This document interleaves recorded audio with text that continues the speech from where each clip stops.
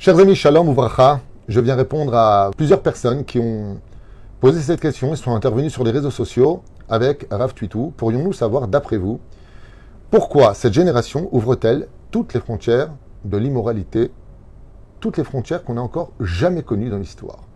Jamais. Aujourd'hui, il n'y a plus de tabou, tout est permis, tout se dit, tout se fait. On suit son cœur, on suit ses yeux, et la Torah nous a mis en garde.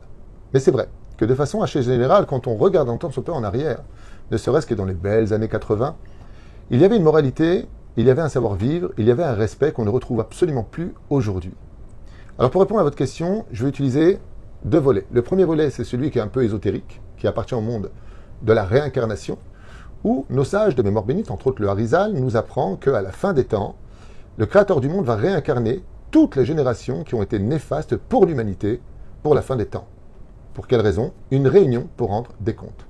Ce qui fait que toutes les réincarnations des plus grands dictateurs, des plus grands manipulateurs, des plus grands immoraux de toutes les générations précédentes seront présents à la fin des temps, y compris Amalek.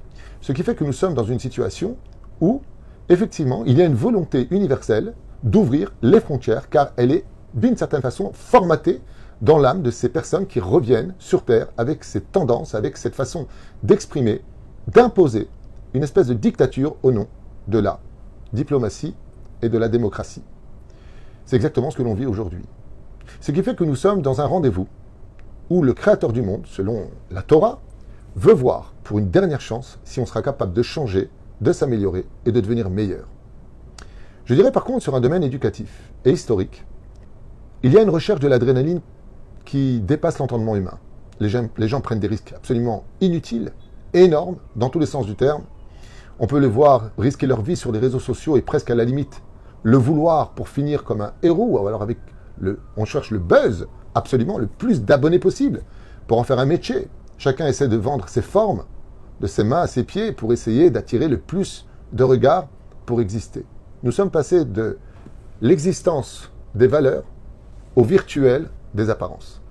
Nous sommes dans un monde très compliqué. Mais si je devais répondre clairement sur pourquoi aujourd'hui nous en sommes là, au changement de civilisation, des couples, de façon absolument ouverte, des choses qu'on n'aurait jamais pu imaginer un jour se vivre ou se voir, et la liste est longue, c'est parce que les gens cherchent quelque chose qu'ils n'arrivent pas à trouver. Et que, étant donné que tout va très très vite, et qu'on veut profiter de ce monde, on fait n'importe quoi, en oubliant un détail, c'est que ce monde a un propriétaire qui s'appelle Dieu, et que tout ce qui est vécu aujourd'hui ne veut pas de lui. Dans tout ce que l'on veut vivre, si on dit, voilà, que la Torah interdit, la Bible interdit, pas moi je ne suis pas là pour interdire quoi que ce soit à qui que ce soit, mais si on relève l'étendard de la moralité de la Bible, vous serez un homme pour une femme et vous aurez des enfants, alors ça dérange. Ce que veut le monde aujourd'hui, je dirais presque de façon assez violente, c'est un monde sans conscience, sans Dieu, où chacun fait ce qu'il veut.